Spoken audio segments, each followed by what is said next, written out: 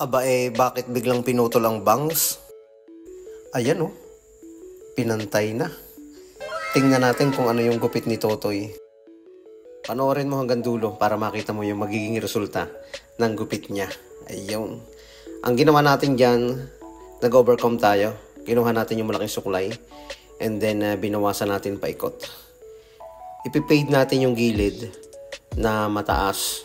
Dahil yun ang request ng kanyang parents, yung medyo mataas ang pagkaka-fade para daw matagal ding humaba. And then gumamit tayo dyan ng 1.5 na clipper guard sa gilid.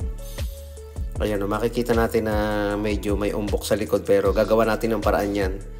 At makikita natin mamaya na maayos naman yung magiging fading yan or yung pagkaka-blend.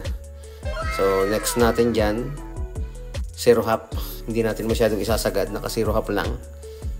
Re-recta na natin yung pag-fade niyan.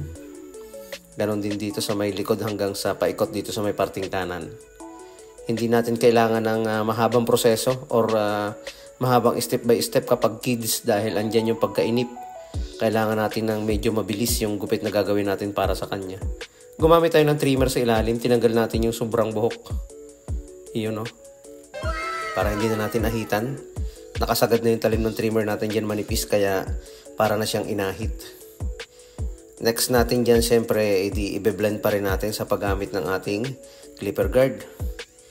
Ginamitan natin dyan ng 0.5 na clipper guard para mawala yung biglang pag dark spot at magandang tingnan.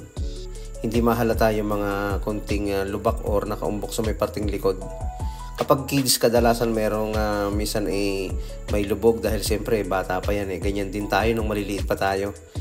Yung ating parting likod ay medyo may lubog talaga yan. Siyempre scissor overcome na natin yung ibabaw para mabilis yung proseso. Dahil andyan na yung pagkainit ng ating ginugupitan. Dahil siyempre andyan yung irita niya sa mga maiikling buhok na dumidikit sa kanyang leeg ay siyempre makati yun. Kaya ang ginawa natin, hindi na natin masyadong pinatagal yung proseso ng gupit na ating ginawa.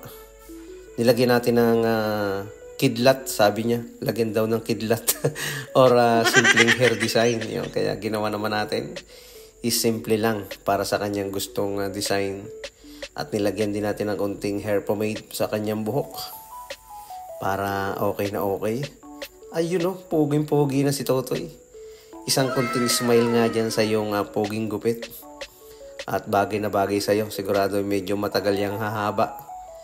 Meron pang konting forma dito sa may gawing kanan.